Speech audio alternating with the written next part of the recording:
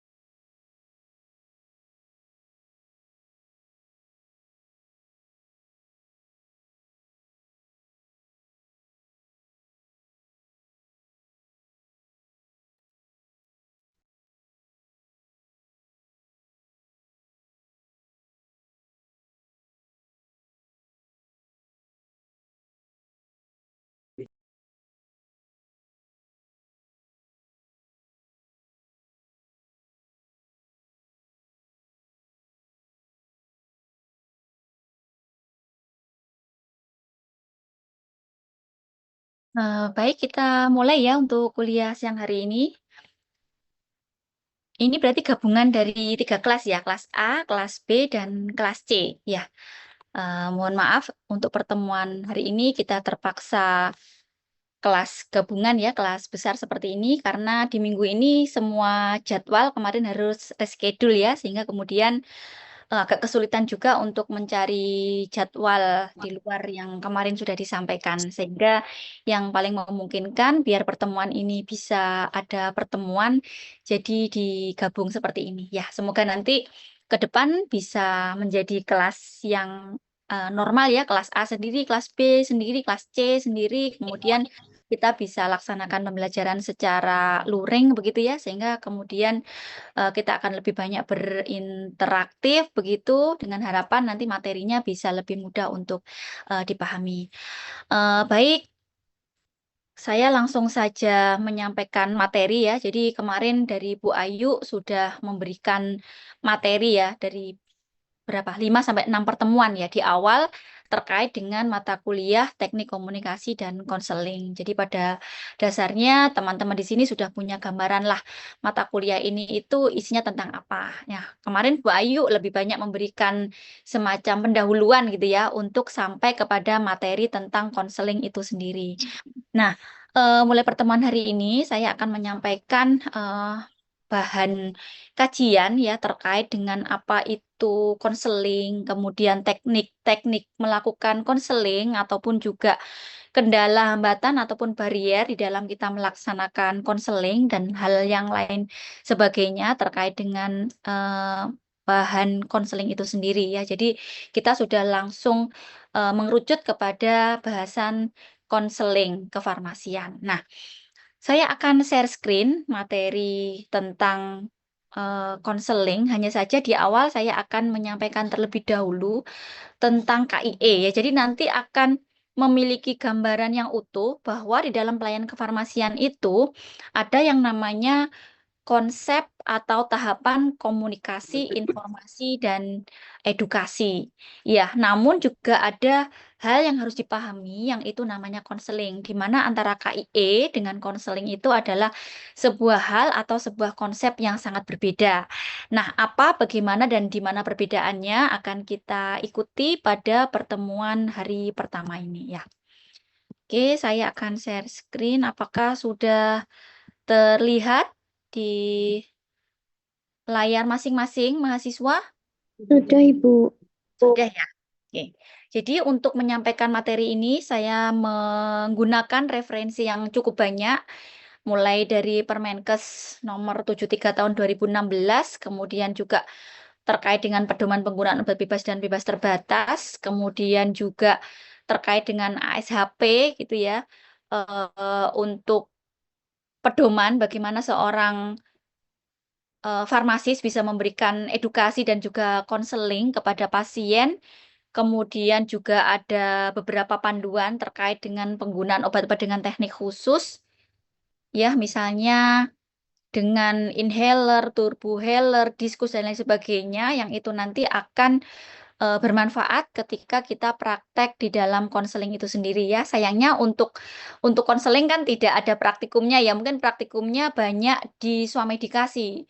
Ya, namun swamedikasi itu kan terbatas pada obat-obat ya yang sesuai dengan ketentuan peraturan perundangan yang itu boleh diserahkan tanpa resep. Sedangkan konseling itu sendiri lebih banyak kepada kasus-kasus dengan resep yang itu memungkinkan semua jenis obat itu bisa diberikan karena dia menggunakan resep begitu ya.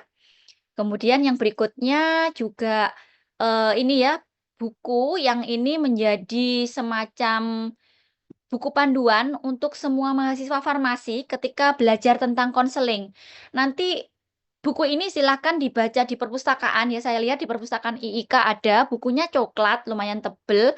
Atau coba dicari di internet ya. Apakah di internet ini ada yang free for download?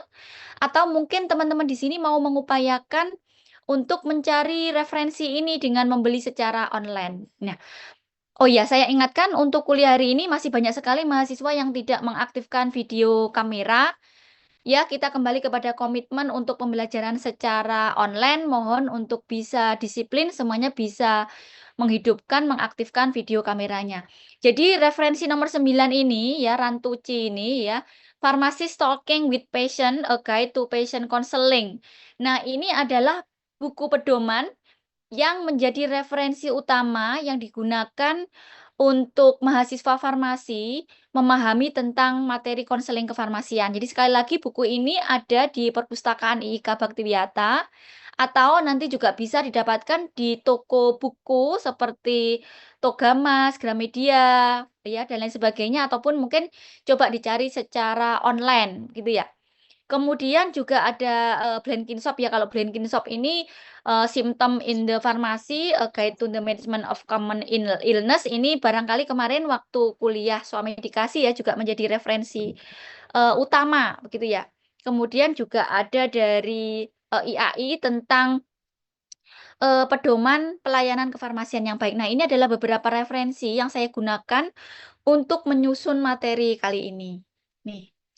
Kemudian, saya akan awali dulu tentang KIE ya, karena tadi saya menyampaikan sebelum kita kepada materi konseling, ada materi awalan dulu tentang KIE, di mana KIE mungkin istilah ini juga sudah sering sekali kita dengar begitu ya di dalam, pelayanan kefarmasian. Ya, KIE ini merupakan sebuah akronim atau singkatan dari komunikasi untuk K-nya, kemudian I-nya itu adalah informasi, dan E-nya adalah edukasi, gitu ya. Komunikasi, ya komunikasi itu artinya adalah proses penyampaian pesan, proses penyampaian ide, proses penyampaian kabar, berita, begitu ya. Gagasan yang itu sifatnya adalah dua arah. Ya, komunikasi, ya antara yang menyampaikan pesan, yang menyampaikan kabar, yang menyampaikan ide dengan si penerima pesan. Ini adalah komunikasi. Kemudian di dalam proses komunikasi itu sendiri diharapkan terjadi suatu kesamaan makna tentang pesan yang disampaikan. Jadi ketika proses komunikasi ini berjalan, ada pesan yang disampaikan, maka diharapkan antara pemberi pesan dengan si penerima pesan itu ada terjadi kesamaan makna ya, terkait dengan pesan, terkait dengan berita yang itu disampaikan. Nah, ini yang kemudian kita pahami sebagai konsep dari komunikasi itu sendiri. Kemudian yang kedua adalah informasi ya. Informasi itu apa? Informasi itu adalah keterangannya. Informasi itu adalah berita. Informasi itu adalah pesan. Informasi itu adalah gagasan, ide. Begitu ya. Yang disampaikan oleh seseorang itu adalah informasi. Di mana informasi ini sebetulnya adalah pesan, ide, gagasan, kabar, berita, ya, yang itu sebaiknya perlu diketahui oleh orang lain. Dalam hal ini adalah masyarakat, oleh pasien, begitu ya. Jadi ini adalah informasi. Jadi sifatnya adalah umum, terbuka, bukan sesuatu yang sifatnya sangat privasi, begitu ya. Kemudian yang berikutnya adalah edukasi. Nah, edukasi ini adalah proses pembelajaran secara bertahap. Kemudian diharapkan dengan proses edukasi ini maka akan terjadi perubahan perilaku dari yang semula misalnya ya, perilaku yang semula tidak mengerti menjadi mengerti, dari perilaku yang semula tidak patuh minum obat menjadi perilaku yang patuh minum obat, dari perilaku yang sebetulnya tidak sadar kemudian menjadi perilaku yang sadar. Jadi terjadi perubahan perilaku ke arah yang lebih baik atau ke arah yang positif, seperti itu. Jadi inilah makna yang disebut dengan komunikasi, informasi, dan edukasi. Lalu apa sih sebenarnya tujuan KIE di dalam kesehatan? Ya, tujuan KIE ada beberapa. Nanti silakan ya dicatat penjelasan-penjelasan penting yang saya sampaikan karena seringkali saya tidak membagikan PPT ini kepada mahasiswa ya. Jadi silakan dicatat beserta penjelasan-penjelasan penting yang mungkin nanti akan keluar ketika ujian gitu ya. Jadi tujuan KIE di dalam kesehatan yang pertama adalah untuk meningkatkan kepedulian serta mengubah sikap untuk menghasilkan suatu perubahan perilaku yang spesifik. Jadi ketika proses komunikasi, informasi, edukasi itu dijalankan, tujuannya adalah bagaimana seseorang itu yang semula tidak peduli, begitu ya, menjadi lebih peduli. Kemudian sikap yang semula masih negatif, gitu ya, kemudian berubah menjadi sikap yang positif, sehingga kemudian diharapkan bisa menghasilkan suatu perubahan perilaku. Ya, perilaku yang spesifik yang seperti apa? Kalau ini kaitannya dengan kefarmasian, ya, misalnya kita ambil contoh perilaku minum obat, maka perubahannya dari yang semula misalnya tidak patuh minum obat menjadi patuh minum obat. Tidak mengikuti aturan pakai minum obat menjadi mengikuti aturan pakai minum obat. Nah, ini maksudnya adalah yang dimaksud dengan menghasilkan suatu perilaku yang spesifik. Kemudian yang kedua adalah berbagi informasi dan ide melalui cara-cara yang dapat diterima oleh komunitas dan menggunakan saluran, metode, ataupun pesan yang tepat. Jadi tujuan KI adalah seperti itu, ya, menyampaikan info, menyampaikan kabar, menyampaikan pesan, menyampaikan hal-hal yang sifatnya penting melalui metode, melalui sarana yang itu bisa diterima oleh orang lain, ya. Kemudian yang berikutnya harus melibatkan partisipasi aktif dan menggunakan metode ataupun teknik yang familiar. Jadi KIE ini juga melibatkan partisipasi aktif, tidak semata-mata satu arah gitu ya dari penyampai pesan, tetapi juga diharapkan ada partisipasi dari si penerima pesan itu, sehingga agar terjadi partisipasi yang aktif tentu memerlukan metode ataupun teknik yang efektif dan efisien. Nah, kalau misalnya di dalam konsep layanan kefarmasian ya, misalnya KIE-nya adalah dengan kita bertatap muka, dengan pemberian informasi secara lisan ya, maka ya itu kita lakukan ya, sehingga kemudian metode teknik yang familiar ini ya secara langsung dengan menggunakan bahasa verbal maka diharapkan nanti akan, sampai gitu ya segala pesan yang ingin disampaikan oleh seorang tenaga kefarmasian kepada pasien atau kepada masyarakat, gitu ya. Atau di sini kalau misalnya ingin memberikan KIE dalam bentuk tertulis ya, misalnya membuat, brosur, membuat leaflet gitu ya, maka brosur, leaflet ini saya rasa juga merupakan sebuah media, sebuah sarana yang juga sudah, familiar di masyarakat ya, yang di situ berisi informasi-informasi terpenting yang bisa kemudian dibaca dan kemudian diikuti. Misalnya mau menyampaikan tentang cara penyimpanan obat yang benar, bahwa obat itu harus disimpan sesuai dengan suhu penyimpanan misalnya, untuk menjaga stabilitasnya. Obat itu harus disimpan di tempat-tempat tertentu sesuai dengan instruksi penyimpanannya. Obat itu memiliki batas penyimpanan supaya tetap terjaga efektivitasnya, misalnya seperti itu. Maka dengan menggunakan, brosur atau leaflet yang di situ dimaksudkan untuk memberikan informasi, itu juga merupakan, sebuah KIE gitu ya, yang, bisa diterima atau familiar di kalangan masyarakat. Nih. Kemudian yang berikutnya adalah tipe komunikasi. Ya, tipe komunikasi ada komunikasi interpersonal. Ya, komunikasi interpersonal itu maksudnya apa? Jadi ketika kita melaksanakan proses KIE itu ada yang namanya komunikasi interpersonal. Di mana untuk komunikasi interpersonal itu sifatnya adalah komunikasi dengan melalui tatap muka. Ya, head to head begitu ya. Kemudian untuk tatap muka itu sendiri sebetulnya merupakan metode komunikasi yang paling efektif gitu ya. Sama seperti kita pembelajaran ya, metode pembelajaran dengan tatap muka, dengan daring seperti ini kita mungkin bisa merasakan perbedaannya di mana untuk tatap muka, pembelajaran di kelas begitu ya, barangkali akan lebih mudah untuk bisa kita pahami atau lebih efektif di sana. Jadi metode komunikasi yang paling efektif adalah dengan menggunakan komunikasi tatap muka. Kemudian yang berikutnya adalah dapat dilakukan antara 2 orang atau seseorang dengan kelompok kecil untuk bertukar informasi. Jadi antara satu orang dengan satu orang yang lainnya, atau antara satu orang dengan kelompok kecil masyarakat atau mungkin di situ pasien gitu ya dan lain sebagainya. Di mana di situ terjadi proses pertukaran informasi, penyampaian berita ataupun penyampaian ide dan gagasan gitu ya, seperti itu. Ini adalah komunikasi interpersonal. Kemudian di sini bisa mengembangkan dialog serta membantu membuat keputusan sendiri. Jadi kalau kemudian kita head to head ya, kita akan bisa banyak berbicara di situ dari hati ke hati sehingga kemudian bisa dikembangkan dialog antara pemberi pesan dengan penerima pesan sampai pada akhirnya nanti juga bisa membantu untuk membuat keputusan yang terbaik untuk dirinya sendiri. Nih. Ini interpersonal. Jadi sifatnya adalah apa ya, intens begitu ya kalau komunikasi interpersonal. Yang berikutnya adalah komunikasi massa. Nah, komunikasi massa ini sifatnya adalah melibatkan audiens yang lebih besar atau lebih banyak. Ya, mungkin tidak lagi intens gitu ya, berbeda dengan komunikasi yang sifatnya adalah interpersonal tadi. Ya, seperti itu. Kemudian kalau komunikasi massa menggunakan media massa untuk menjangkau jumlah massa yang banyak dalam satu kesempatan. Ya, jadi misalnya, ya kita mau menyampaikan informasi tentang dagu sibu. Ya, pada grup tertentu, misalnya grup keluarga. Ya, kita kemudian mengirimkan, PDF atau JPG ya tentang dagu sibu. Nah, maka kemudian disampaikan menggunakan media sosial, ya kita kirim lewat grup WhatsApp gitu ya, atau mungkin kita sampaikan juga di platform Instagram kita, TikTok dan lain sebagainya. Nah, ini adalah komunikasi massa ya, menggunakan media massa untuk menjangkau jumlah massa yang lebih banyak di dalam satu kali kesempatan. Ya, tentu komunikasi massa ini berbeda sekali gitu ya, Dek, ya, dengan komunikasi interpersonal. Yang tadi saya sampaikan kalau interpersonal itu hanya head to head.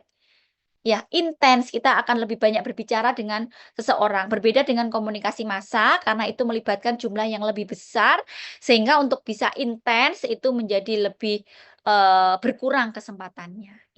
Ini adalah tipe komunikasi yang bisa dikembangkan. Kemudian yang berikutnya adalah terkait dengan media komunikasi interpersonal. Jadi kalau interpersonal itu misalnya home visit, ya kita mau komunikasi secara intens dengan pasien. Ya, bagaimana caranya? Ya, kita bisa datang ke rumahnya, ya namanya home visit. Ya, kemudian selain home visit, di situ ada yang namanya konseling. Nah, di mana konseling ini nanti, di beberapa pertemuan ke depan akan banyak kita, kaji bersama gitu ya, apa dan bagaimana konseling itu, terutama adalah konseling kefarmasian. Karena kalau kita berbicara tentang konseling itu konteksnya banyak sekali, ya konseling psikologi, konseling kejiwaan, banyak sekali. Ya, makanya nanti akan kita batasi konselingnya adalah konseling kefarmasian, begitu ya. Kemudian untuk interpersonal ini juga ada negosiasi gitu ya, melakukan nego-nego untuk menggolkan suatu tujuan tertentu. Kemudian pemberian motivasi maupun persuasi yang sifatnya adalah head to head. Nah, ini adalah contoh media komunikasi interpersonal nih.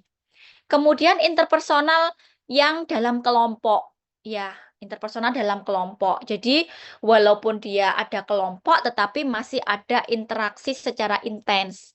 Misalnya apa? Misalnya ada kelas atau kelompok demonstrasi, ada focus group discussion (FGD), ya, ada role play. Jadi pembelajaran dengan menggunakan, pembelajaran peran, gitu ya. Belajar peran, misalnya di situ kita akan Eee, mempelajari ya tentang professional collaboration. Di situ ada yang berperan menjadi dokter, berperan menjadi apoteker, berperan menjadi bidan, tenaga gizi, dan lain sebagainya. Role play sesuai dengan peran masing-masing. Nah, di sini komunikasinya masih akan tetap bisa intens ya dengan menggunakan bermain peran ini. Kemudian ada field visit ya, kunjungan lapangan. Nah, ini juga merupakan media komunikasi interpersonal, namun sifatnya tidak lagi head to head, tetapi pada kelompok ya, kelompok-kelompok kecil. Bukan, massa yang kemudian tadi saya sampaikan melibatkan jumlah atau massa yang jauh lebih besar. Nih, kemudian untuk komunikasi massa bisa menggunakan media elektronik, media cetak, atau dengan media tradisional. Kalau media elektronik ya ada televisi, radio, video, dan lain sebagainya. Media cetak ada buklet ya, surat kabar, majalah. Kemudian ada media tradisional ya, wayang, tari, lagu, dan lain sebagainya. Kemudian juga ingat saat ini kita juga bisa menggunakan medsos ya, apakah itu TikTok ya, yang mungkin sekarang penggunanya paling banyak ya, kemudian bisa menggunakan, Threads atau kalau dulu apa namanya, Twitter gitu ya. Terus kemudian bisa menggunakan Instagram, ya Facebook dan lain sebagainya. Nah, itu adalah media komunikasi massa nih. Nah, itu adalah awal tentang KIE. Ada yang ingin dikonfirmasi terlebih dahulu sebelum saya lanjutkan untuk pembahasan konseling? Silahkan. Apakah ada yang belum jelas dari penjelasan tentang, KIE? Belum ada, Ibu. Belum ada ya? Oke, kalau belum ada saya akan lanjutkan pada bagian yang berikutnya, yakni terkait dengan konseling farmasi adalah bagian integral dari asuhan kefarmasian. Ya, jadi, adik-adik di sini adalah calon, tenaga kefarmasian begitu ya, calon tenaga kefarmasian, di mana menurut undang-undang itu, tenaga kefarmasian itu bisa meliputi apoteker ya, apoteker spesialis atau tenaga vokasi farmasi gitu ya. Nanti karena ini mahasiswa S1, diharapkan setelah menempuh studi akademik S1 nanti bisa lanjut ke studi profesi apoteker gitu ya. Sehingga kemudian bisa menjadi seorang tenaga kefarmasian yang dalam hal ini adalah seorang apoteker. Nah, seorang tenaga kefarmasian atau seorang apoteker, maka di dalam dia menjalankan perannya akan melaksanakan yang namanya asuhan kefarmasian. Ya, asuhan kefarmasian atau dalam istilahnya itu adalah pharmaceutical care ya. Jadi silakan ditulis penjelasan-penjelasan penting yang saya sampaikan gitu ya, karena banyak hal yang tidak saya sertakan di dalam PPT yang itu juga akan mungkin memberikan wawasan tambahan kepada adik-adik semua atau juga menjadi materi untuk ujian nanti ya. Jadi ada konsep yang namanya pharmaceutical care, di mana pharmaceutical care ini adalah sebuah paradigma pelayanan kefarmasian yang mengubah ya dulunya itu adalah paradigma pelayanan kefarmasian itu adalah drug oriented. Orientasinya adalah produk, orientasinya adalah obat. Apoteker itu menyiapkan obat, tetapi seiring dengan penyiapan obat. Jadi obat-obat itu sekarang kan sudah banyak yang dalam bentuk sediaan jadi ya, Dek, ya. Udah nggak bikin lagi. Kalau dulu itu bikin obat jerawat gitu ya, Lucio Commerveldi misalnya. Itu kita bikin, meracik. Ya, bikin salep 88 itu dulu kita bikin, meracik sendiri.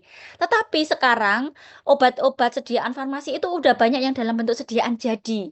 Mau apa saja, untuk apa saja, bentuk apa saja, sekarang sudah banyak sekali variannya. Maka kemudian paradigma pelayanan kefarmasian itu bergeser dari yang semula product oriented atau drug oriented menjadi patient oriented, menjadi berorientasi kepada pasien. Di mana orientasi pasien ini artinya adalah tanggung jawab secara langsung seorang apoteker kepada pasien untuk memastikan bagaimana efektivitas, bagaimana safety dari obat-obat yang digunakan oleh pasien tersebut, sehingga kemudian bisa diharapkan bisa memberikan efek klinis sesuai dengan yang diharapkan, atau terlebih lagi yakni bisa meningkatkan kualitas hidup dari pasien itu sendiri. Ya. bocah podo-podo soft Oke, spoken. Nadila, ini suaranya bocor, barangkali bisa dibantu Tukarannya mute. tukarannya model apa? Nadila Putri dan Zakia Kok Ismi, so gara aku nangis sih lo. Berat apa masalah? komplain Telepon-telepon. bisa dibantu untuk di mute. Ya Nabila nelpon aku coy. Oke, ya. Terima kasih. Oke, saya lanjutkan ya. Jadi tadi tentang konsep atau paradigma dari pharmaceutical care ya. Paham ya kalau dulu yang disebut dengan drug oriented, product oriented itu seperti itu. Karena dulu apoteker itu harus bikin-bikin gitu ya. Kayak adik-adik kan praktikum yang di lab apa itu? Lab formulasi ya, lab resep ya namanya yang labnya Bu Munif itu ya. Bikin OBH, ya kan ya? Bikin sirup paracetamol sendiri, bikin pil sendiri ya.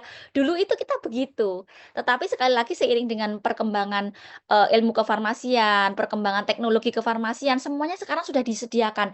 Adik-adik mau cari obat jerawat apa, dengan tambahan apa, formula bagaimana kan sekarang sudah banyak variannya ya.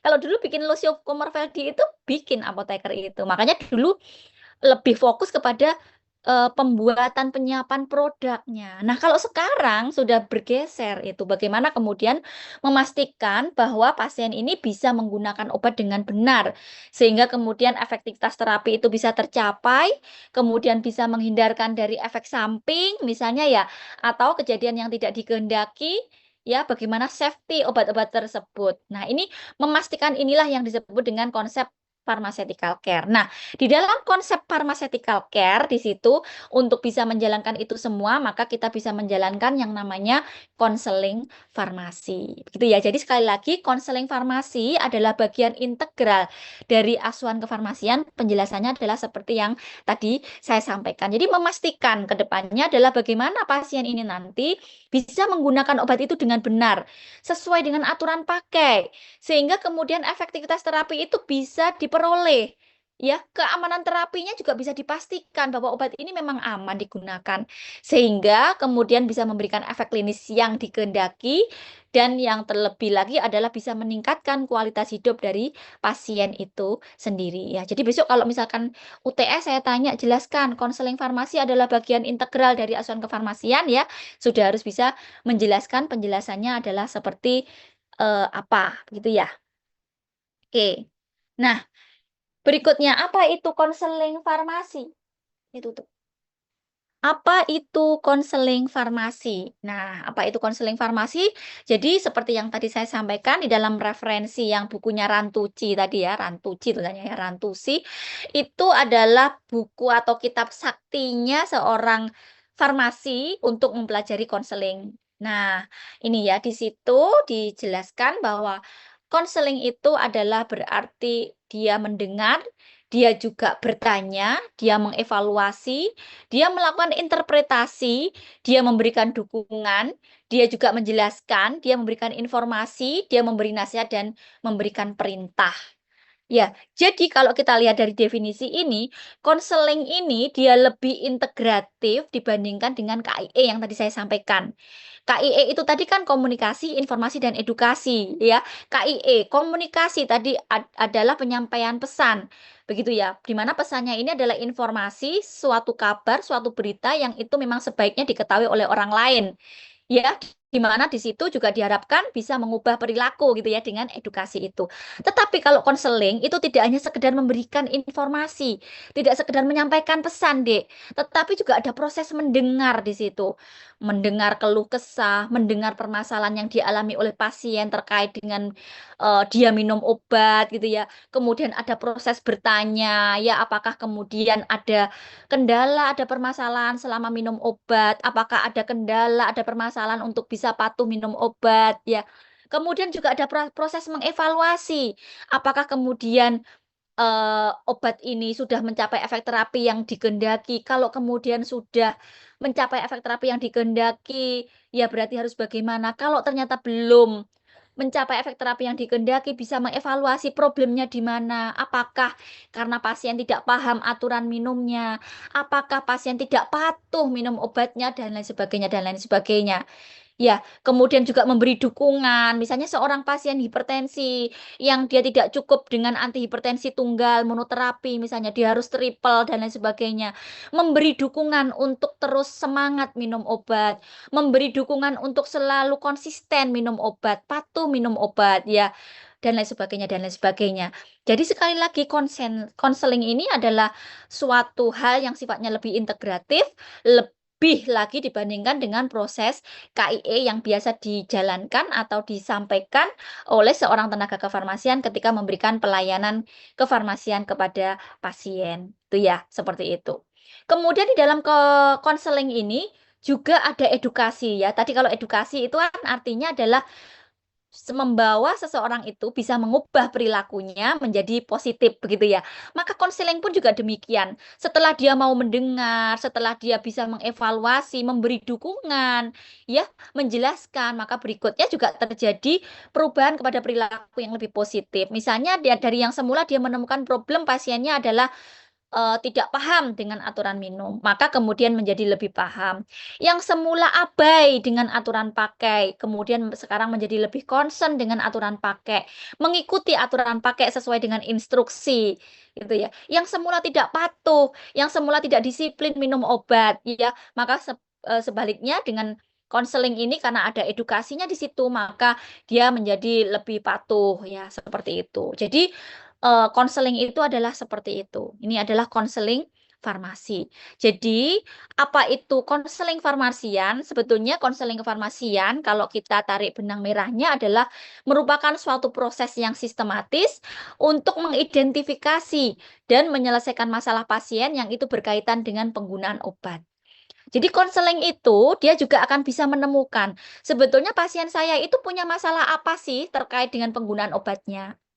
Ya, kemudian setelah bisa mengidentifikasi, ya karena dia bertanya, mendengar, mengevaluasi, memberi interpretasi, kemudian memberi dukungan, memberikan penjelasan, dia memberikan nasihat juga, maka dia akan memfasilitasi untuk menyelesaikan permasalahan pasien itu.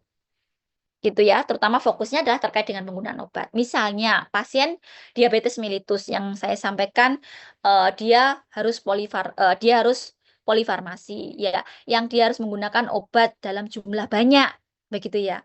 Maka seorang farmasis mengidentifikasi, ternyata pasien ini kebingungan untuk menggunakan obatnya. Mana yang itu harus saya minum pagi, mana yang itu harus saya minum malam, mana yang sehari 1 kali, mana yang 3 kali. Apalagi untuk obat-obat anti diabetes, adik-adik sudah pelajari ya, ada obat yang diminum sebelum makan, ya. Berapa menit sebelum makan, ada obat-obat yang harus diminum saat suapan pertama, ya. Kemudian ada juga obat yang harus diminum sesaat setelah makan. Nah, pasien mengalami kebingungan. Jadi seorang farmasis mengidentifikasi pasien ini mengalami kebingungan ketika dia akan menggunakan obatnya. Nah, di dalam proses konseling setelah dia bisa mengidentifikasi, maka selanjutnya dia tidak berhenti sampai di situ. Ya, dia bisa membantu untuk menyelesaikan permasalahan pasien tersebut. Adanya. Ya, permasalahan tersebut gitu ya. Misalnya kemudian dijelaskan satu persatu obat ini aturan minumnya seperti apa ya dan lain sebagainya. Sebentar ya, saya izin dulu ada tamu.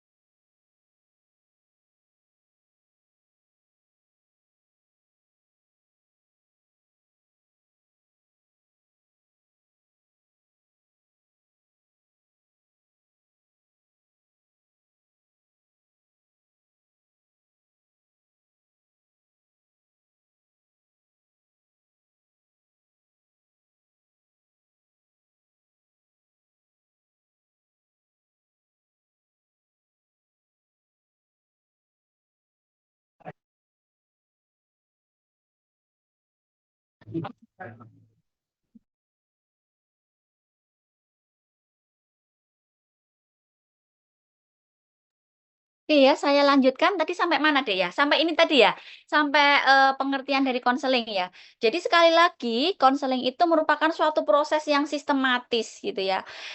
Mulai dari ada nanti ya kalau kita belajar tentang tahapan-tahapan mungkin tidak di pertemuan hari ini, pada pertemuan berikutnya mulai dari, pembukaan gitu ya, kemudian sampai pada inti, sampai kepada penutupan atau closing-nya seperti apa ya. Jadi sekali lagi konseling itu merupakan suatu proses yang sistematis untuk kita bisa mengidentifikasi serta menyelesaikan masalah pasien yang itu berkaitan dengan penggunaan obat. Ya, jadi yang perlu garis bawahi adalah konseling. Satu, proses yang sistematis, ya.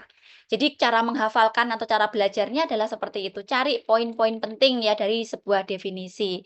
Kemudian yang kedua adalah identifikasi dan penyelesaian masalah. Ya, itu yang kedua. Dan yang ketiga adalah harus berkaitan dengan penggunaan obat. Jadi kalau kemudian misalnya ya konseling tentang apa ya? Kan banyak kan konseling seperti yang tadi saya sampaikan, misalnya di dalam konsep psikologi kejiwaan itu juga ada konseling, Dek. Tetapi yang kita bahas atau yang kita kaji hari ini adalah kita fokuskan, yaitu yang berkaitan dengan penggunaan obat. Kalau misalnya ada di situ proses yang sistematis, bisa mengidentifikasi, menyelesaikan masalah, tapi kok kaitannya misalnya dengan ada yang terjebak dengan pinjol misalnya. Nah, itu ya tidak masuk di dalam konsep konseling kefarmasian. Jadi terbatas, kita batasi yang itu berkaitan dengan penggunaan obat. Nih ya, oke. Kemudian yang berikutnya, masih pada bagian konseling, yakni tujuan konseling. Tujuan konseling yang pertama adalah memantapkan hubungan terapeutik antara apoteker dengan pasien dan mengembangkan perasaan trust. Ini ya, trust itu apa sih? Trust itu kan kalau terjemahnya kan rasa percaya gitu ya. Rasa percaya kalau dia ditangani oleh seorang tenaga kefarmasian yang kompeten ya. Kompeten itu apa? Kompeten itu, dia memiliki pengetahuan, dia memiliki kemampuan, dia juga memiliki skill yang itu sesuai dengan standar yang dipersyaratkan oleh suatu profesi tertentu. Itu adalah kompetensi, begitu ya.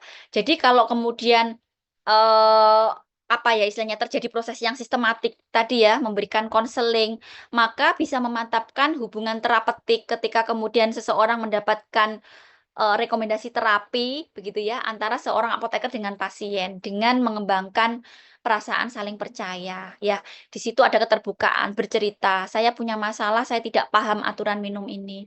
Saya punya masalah, saya kesulitan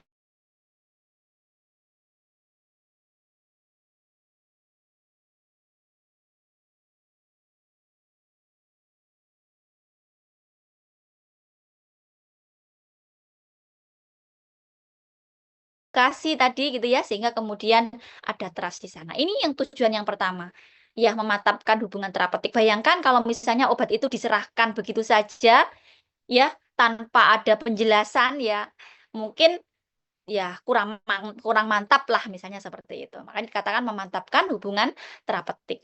Yang kedua, menunjukkan perhatian dan asuhan kefarmasian apoteker kepada pasien. Jadi menunjukkan betapa seorang farmasis di sini ya sangat concern dengan pengobatan yang dijalani oleh pasien. Ya, dia peduli di sana. Dia memberikan perhatian dan dia memberikan pendampingan. Dia menjalankan konsep yang tadi saya sampaikan berorientasi kepada passion oriented, ya dia mengembangkan paradigma asuhan kefarmasian yang tadi kita kenal dengan pharmaceutical care ini ya, yang kedua. Yang ketiga adalah membantu pasien memanage dan beradaptasi dengan obat yang digunakan. Jadi misalnya pasien harus menggunakan sekian macam obat. Bagaimana pasien ini bisa memanage obat mana yang kemudian diminum pagi, ya.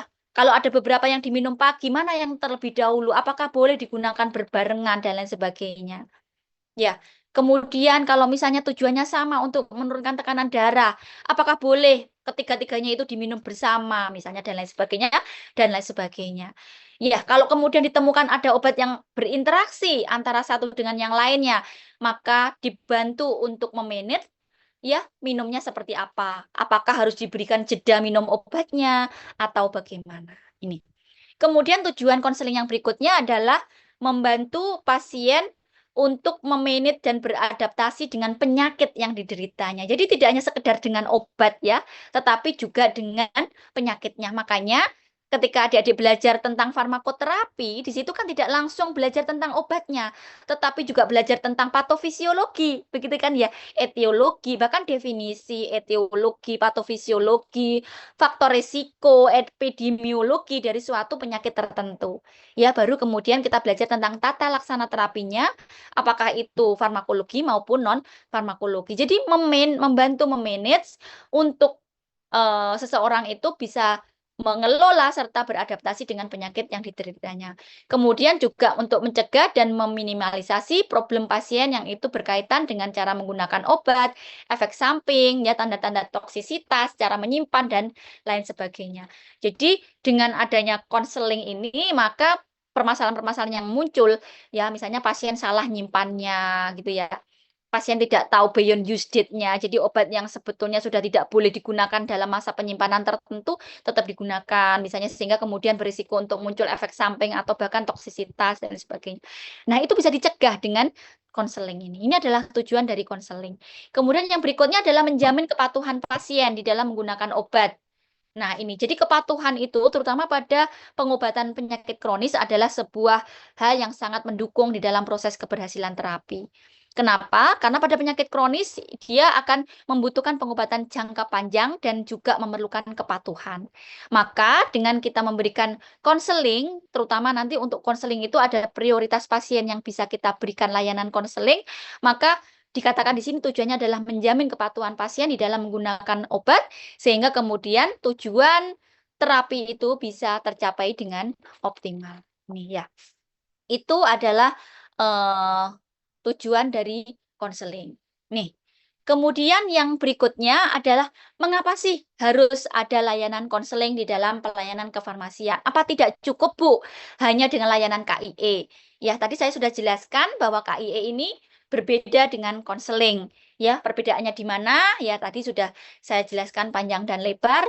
Yang berikutnya adalah Mbak Rin, wis arep pulang toh? Oh ya wis nek tak transfer aja. Heeh, tak transfer aja. Mbak, jumlahnya wis benar. Mbak Rina, Dek, Apa? sudah dicek, sudah benar jumlahnya. Kemudian yang berikutnya, mengapa harus konseling? Jadi mengapa sih harus konseling? Kenapa tidak cukup dengan KIE saja? Nah, ada seperti ini ya.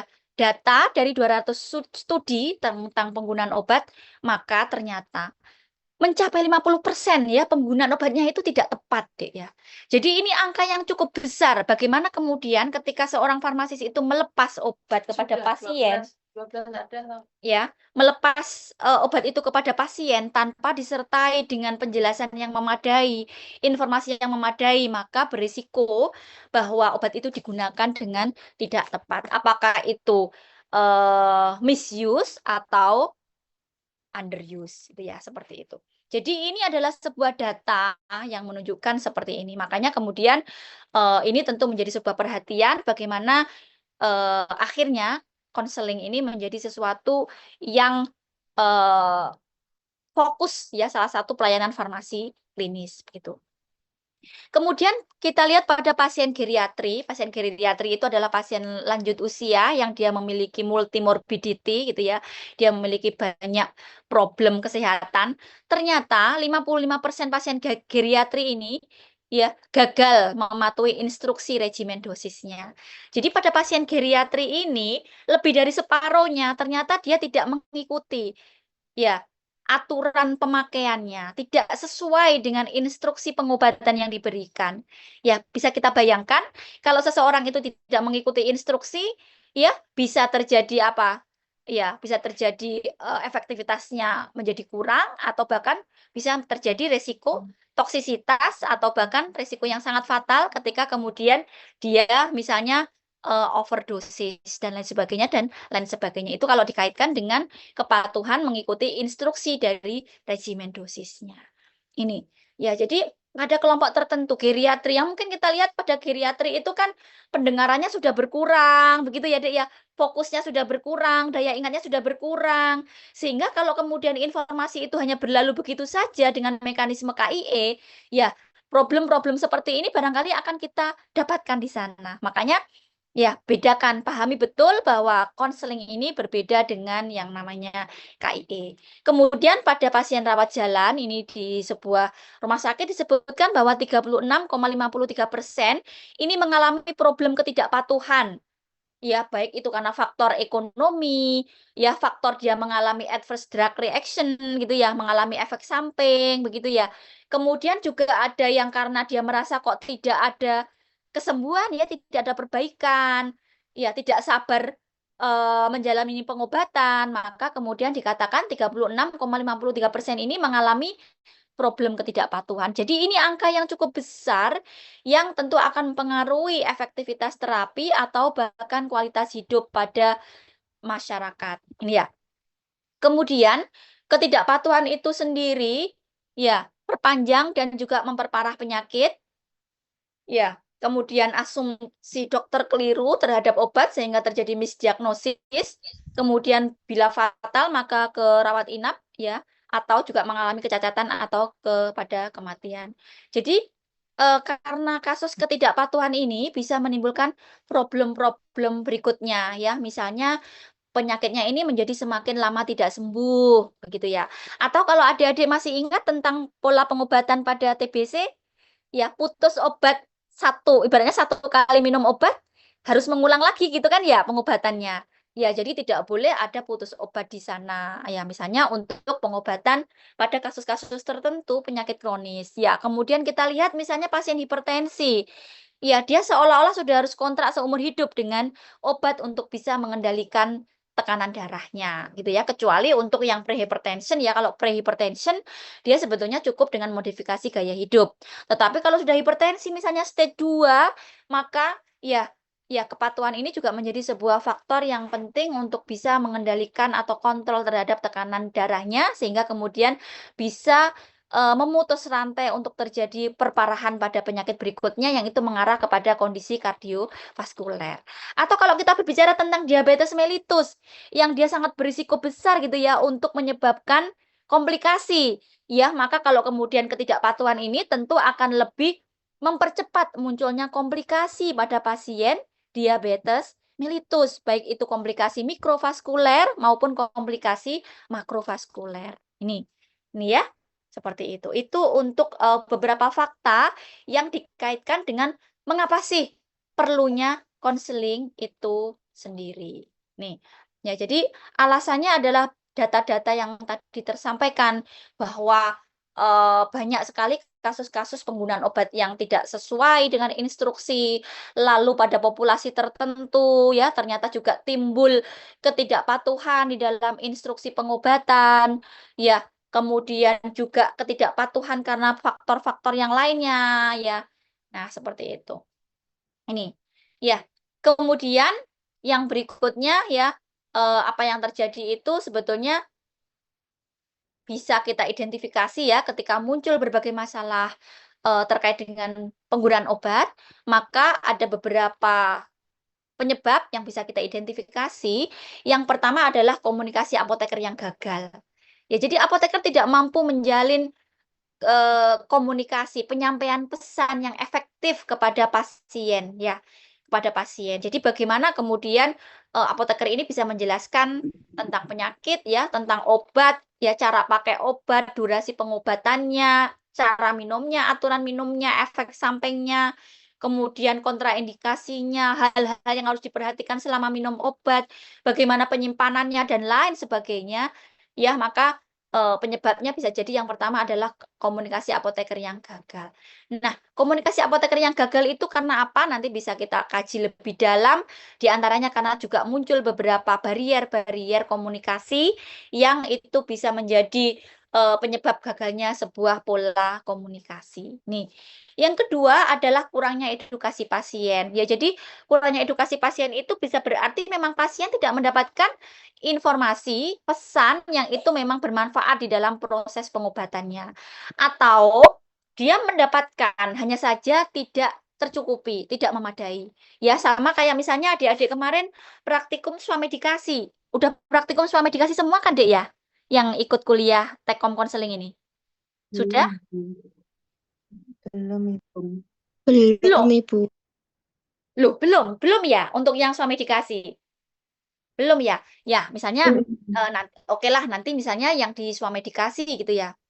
Yang di swamedikasi itu, eee, misalnya dia harus memberikan konten informasi mulai dari nama obat, bentuk sediaan ya, kekuatannya, indikasi, lalu kemudian potensial efek samping, lalu kemudian, kontraindikasi jika ada, lalu interaksi obat jika ada, lalu penyimpanannya, ya, beyond use date-nya apabila itu diperlukan, sampai kemudian kepada informasi mengenai terapi non-farmakologi.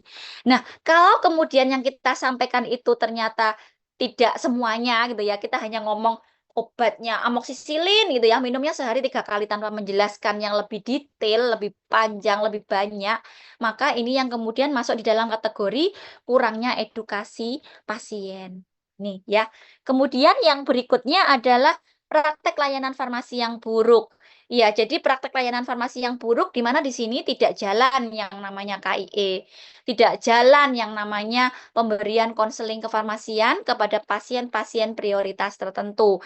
Sehingga kemudian muncul tadi berbagai macam permasalahan, fakta-fakta yang tadi saya sampaikan sekian persen pasien tidak menggunakan obat dengan benar, sekian persen geriatri yang tidak mematuhi instruksi pengobatan, sekian persen pada pasien rawat inap ternyata tidak patuh, sekian persen ketidakpatuhan itu menyebabkan apa itu ya. Maka ini juga bisa disebabkan karena praktek layanan farmasi yang buruk. Nah, sekarang semua sarana pelayanan kefarmasian itu sedang berlomba-lomba untuk meningkatkan performnya gitu ya, untuk meningkatkan, kualitas layanannya. Ya, layanan misalnya apoteker yang harus standby gitu ya, kemudian juga didukung dengan mungkin sarana yang memadai, ya, disiapkan brosur leaflet untuk memberikan penjelasan yang lebih jelas, ya.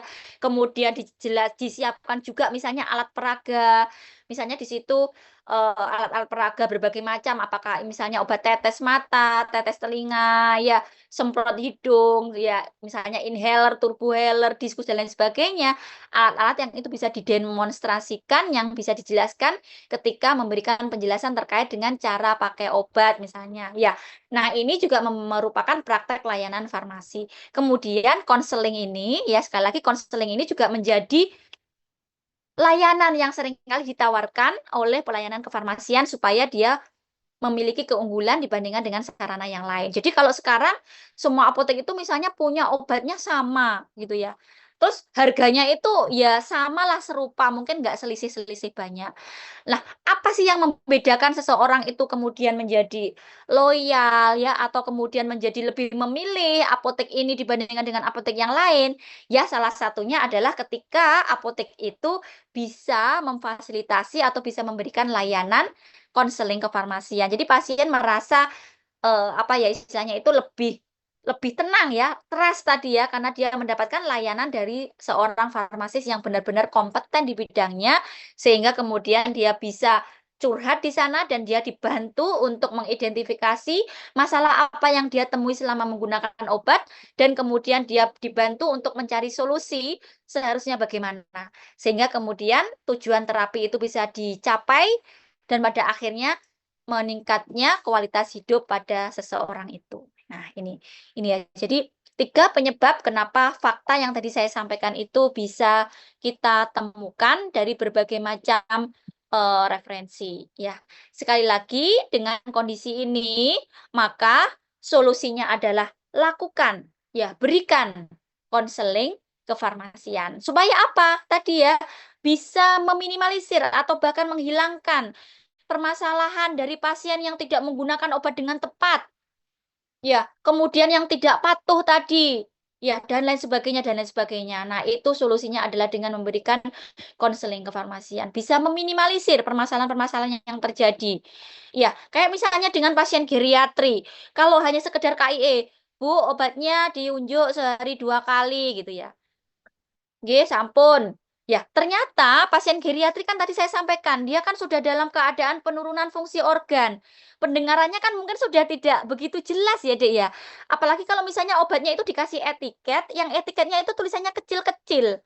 Ya, wah, tadi Mbaknya tadi ngomongnya berapa kali toh minumnya? Kok kayaknya sehari 1 kali aja ya, gitu ya, misalnya. Terus sebelum sesudah makan, kok kayaknya Mbaknya tadi bilangnya sesudah makan ya, padahal obatnya itu seharusnya diminum sebelum makan karena dia memang absorpsinya akan berkurang sekian persen misalnya ketika dia tercampur dengan makanan. Ya, maka kemudian solusinya adalah kembali kepada konseling farmasi. Kalau kemudian pasien ini kemudian kita berikan komunikasi secara intens, kita berikan penjelasan-penjelasan secara memadai, kita bantu dia, kita fasilitasi dia, maka problem seperti yang saya sampaikan itu bisa kita cegah gitu ya, seperti itu, atau kita minimalisir. Maka sekali lagi ya, solusinya adalah konseling kefarmasian. Ini. Ya. Oke, yang berikutnya adalah tadi kalau tujuan sudah ya, yang berikutnya adalah manfaat konseling. Ya, manfaat konseling kefarmasian yang pertama adalah bisa mengurangi kesalahan di dalam menggunakan obat. Ya, tadi saya sampaikan sekian persen gitu ya, fakta yang menyebutkan pasien itu tidak menggunakan obat dengan benar. Ya, kemudian juga mengurangi ketidakpatuhan, kemudian mengurangi resiko obat yang merugikan, jadi mengurangi munculnya adverse drug reaction atau adverse drug event gitu ya. Misalnya saya ambil contoh, kalau pasien itu minum tidak sesuai dengan aturan pakai, ya misalnya saya ambil contoh dosis gitu ya. Harusnya dosis anak setengah sendok takar, ya setengah sendok takar ya. 1 sendok takar adalah 5 mili, kalau setengahnya kan 2,5 mili. Ya, karena pasien ini tidak menggunakan dengan benar, misalnya dia menggunakan 5 mili, dan itu terjadi akumulasi dosis, maka itu bisa saja menyebabkan adverse drug reaction, ya, reaksi obat yang merugikan karena overdosis gitu ya, misalnya seperti itu. Ini ya, jadi manfaat konselingnya adalah di antaranya seperti yang saya sebutkan. Kemudian memastikan bahwa obat digunakan dengan aman dan efektif. Ya, jadi kalau misalnya pasiennya mendapatkan eh mendapatkan obat dalam bentuk sediaan supositoria, ya maka bagaimana supaya dia itu bisa efektif? Apakah kemudian dia setelah berbaring harus berdiam berapa lama gitu ya, atau boleh langsung berdiri, atau kalau misalnya menggunakan tetes mata, apakah boleh langsung dikedip-kedipin gitu ya, seperti itu. Nah, itu memastikan bahwa obat digunakan dengan aman dan juga efektif.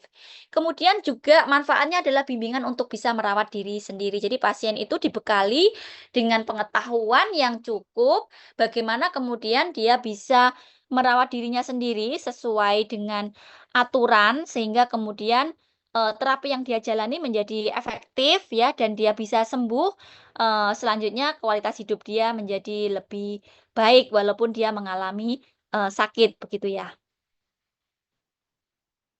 Sebentar.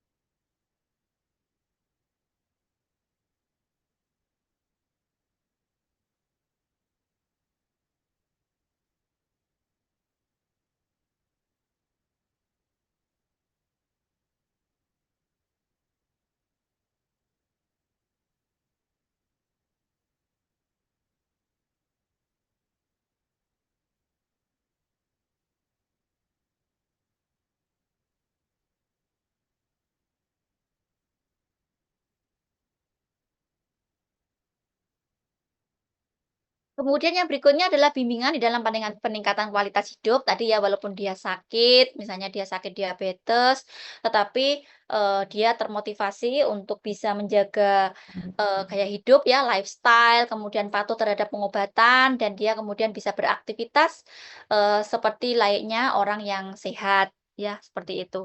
Kemudian eh, mengurangi biaya kesehatan pribadi, pemerintah atau masyarakat.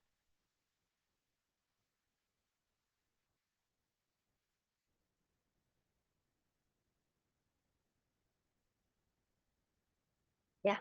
Ini adalah beberapa manfaat konseling untuk pasien yang mungkin kalau misalnya adik-adik mau baca dari referensi yang lain bisa jadi, akan berbeda-beda gitu ya. Nah, ini adalah manfaat konseling secara umum yang bisa memberikan gambaran betapa sesungguhnya konseling ini adalah sesuatu yang memang harus diperjuangkan, sesuatu yang harus diupayakan, karena manfaatnya banyak sekali di sana.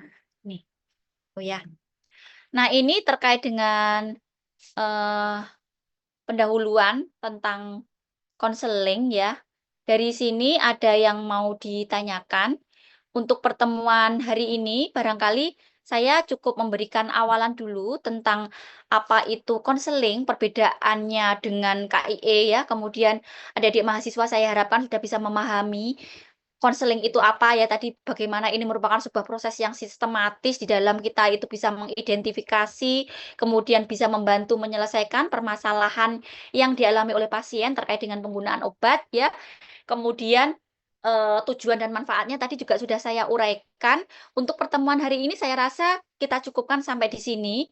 Nanti pada pertemuan berikutnya saya akan sampaikan tentang, konseling ini sebetulnya ada prioritasnya. Jadi tidak semua pasien itu sebetulnya memungkinkan untuk kita beri layanan konseling. Bayangkan, sekian banyak pasien ya, dan kalau konseling itu kan memakan waktu yang lebih banyak dibandingkan dengan KIE. Ya, maka di situ ada prioritas-prioritas pasien dengan kategori tertentu yang bisa kita berikan layanan konseling. Ya, selebihnya, kembali kepada konsep pemberian informasi terkait dengan cara penggunaan obat itu adalah lewat mekanisme KIE, itu tadi ya. Nah, nanti akan kita pelajari pada pertemuan berikutnya, kemudian juga termasuk tahapan-tahapan di dalam layanan konseling itu sendiri. Jadi untuk pertemuan hari ini, saya rasa cukup itu yang saya sampaikan. Kemudian waktu yang tersedia, ya, waktu sisa yang tersedia adalah bagaimana mahasiswa berusaha untuk mencari ya referensi-referensi yang tadi saya sampaikan atau juga didukung dengan jurnal-jurnal yang itu berbicara mungkin semacam literatur review atau artikel review ya tentang konseling kefarmasian, silakan itu dicari, kemudian dibaca dan dipelajari secara mandiri sehingga kemudian pembelajaran mandiri kita selama 2 SKS itu bisa dicapai dengan penyampaian materi di kelas ataupun juga dengan pembelajaran secara mandiri. Ya, oke, sebelum saya akhiri, saya membuka kesempatan kepada semua mahasiswa untuk konfirmasi atau mungkin menyampaikan pertanyaan untuk memperjelas materi kita hari ini. Ya, silahkan. Sudah cukup jelas atau malah lewat? Jadi saya sampaikan ya untuk kuliah saya, barangkali saya tidak selalu memberikan PPT, saya tidak selalu membagikan materi, jadi silahkan dicatat, terutama adalah penjelasan-penjelasan yang itu di luar PPT ya, saya akan banyak memberikan tambahan-tambahan penjelasan itu yang mungkin sifatnya adalah aplikatif karena mungkin juga karena saya sendiri juga seorang praktisi walaupun juga seorang akademisi sehingga nanti bisa memperdalam atau memperkaya dari materi yang saya sampaikan ya. Jadi silakan itu ditulis ya. Mungkin nanti keluarnya di UTS atau di UAS justru yang bukan yang saya masukkan di PPT ya, tetapi intermezzo-intermezzo yang saya sampaikan ya biar semuanya fokus begitu ya. Ketika kuliah semuanya bisa konsentrasi, fokus, seperti itu harapannya. Ya.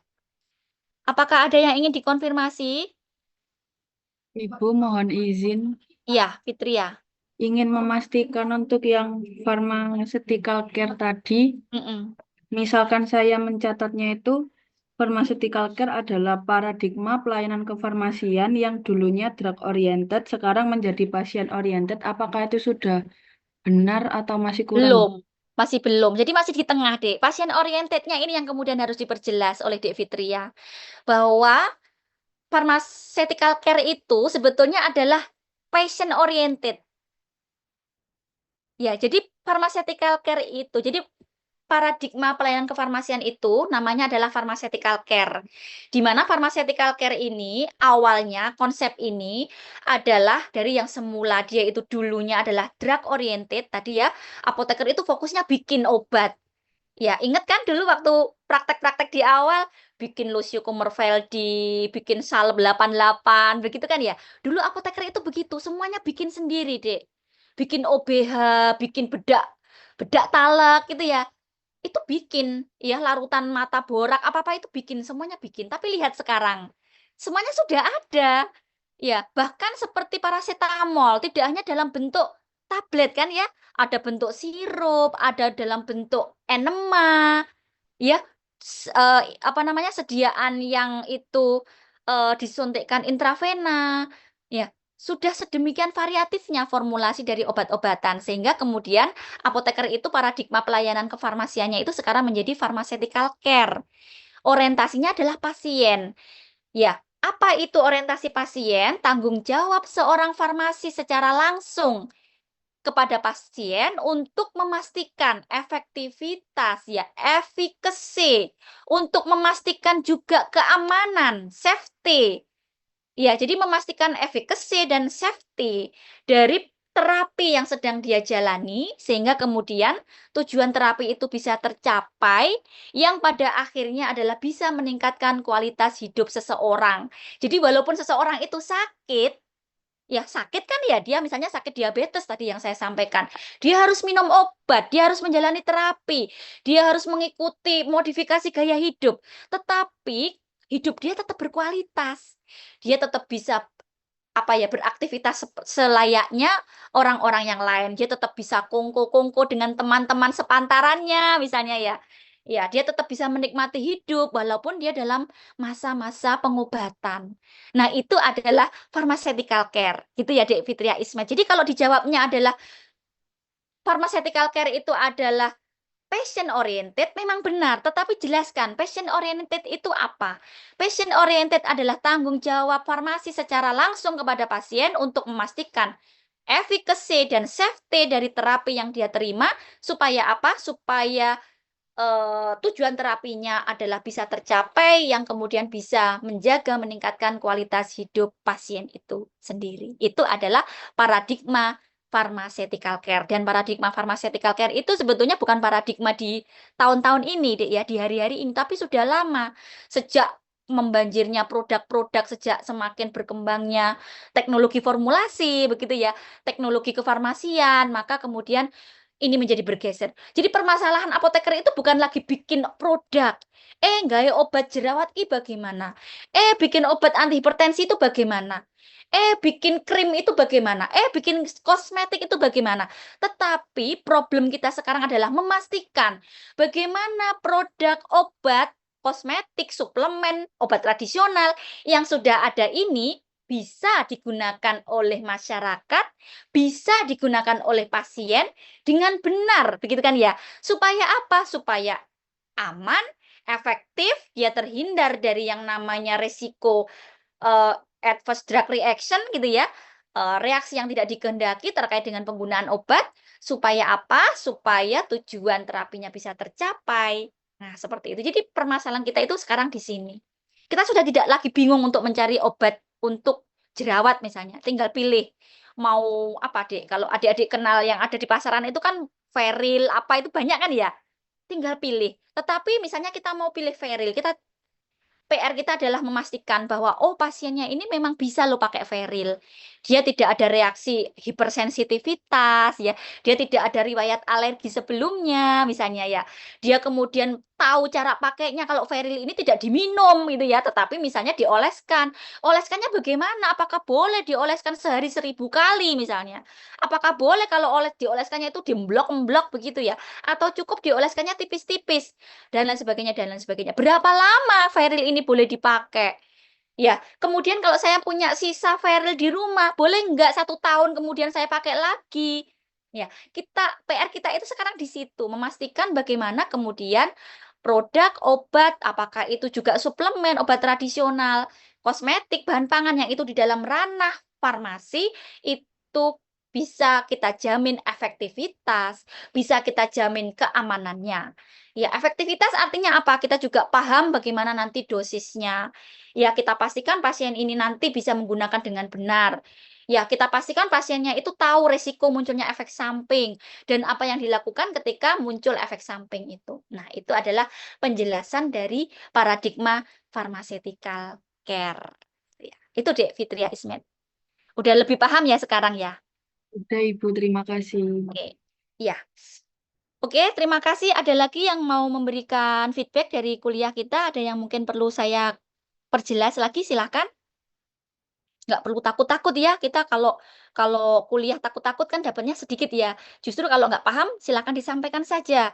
Ya, insya Allah semua dosen itu tidak akan pelit ilmu ya. Pasti akan dijelaskan kembali. Ya. Ada lagi yang mau konfirmasi? Ya.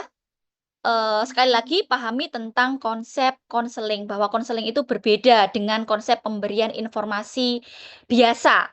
Ya, konseling itu adalah sistematis, ya, intens di sana, ada tujuan dan juga ada hal-hal yang melingkupi di dalamnya, mulai dari proses identifikasi, proses membantu, ya, sampai kemudian bisa terpecahkan masalah yang dialami oleh pasien terkait dengan pengobatan yang sedang dia jalani.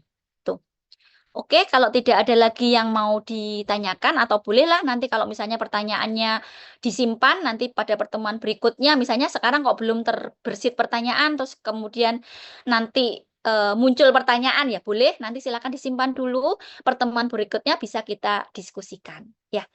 Mungkin itu yang bisa saya sampaikan hari ini. Sekali lagi pesan saya, coba referensi-referensi yang saya sampaikan tadi dicari ya.